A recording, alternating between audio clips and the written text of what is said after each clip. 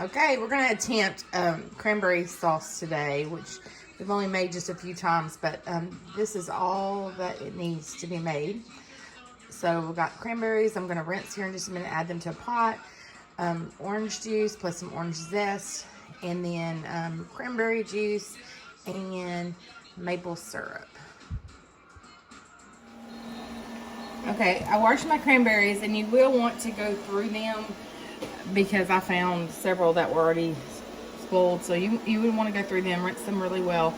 Added them to a pot, 2 bags, and I'm going to just add 2 cups of cranberry juice.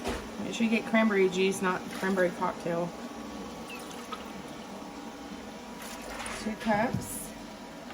And then we're going to add 2 cups of maple syrup. 1 cup.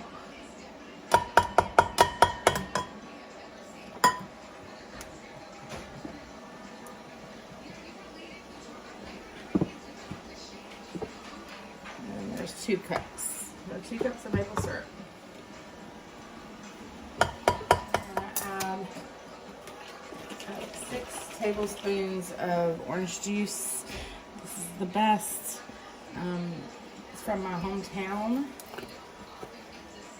that I'm originally from, so we always try to use it.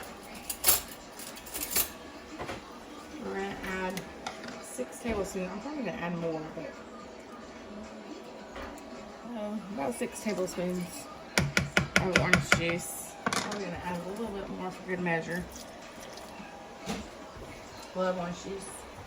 And then we are going to zest, put some orange zest in there, about a tablespoon of orange zest.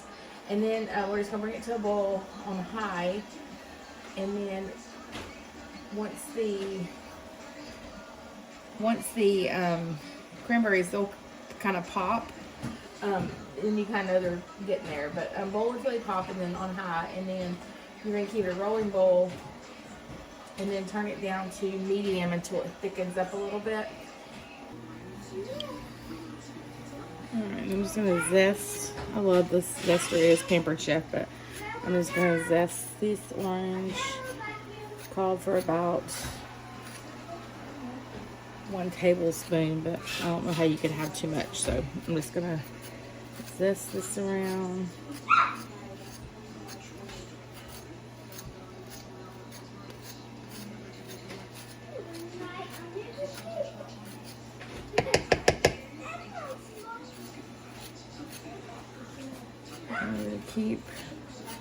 I'm going to do both of these, so probably have like double what it called for, but I don't see how you could have too much.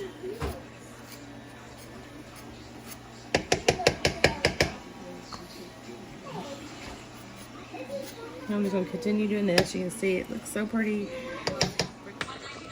Okay, I boiled this for about 10 minutes till most of the cranberries popped open, and then I've been letting it simmer for about 10 minutes, and it's thickening up.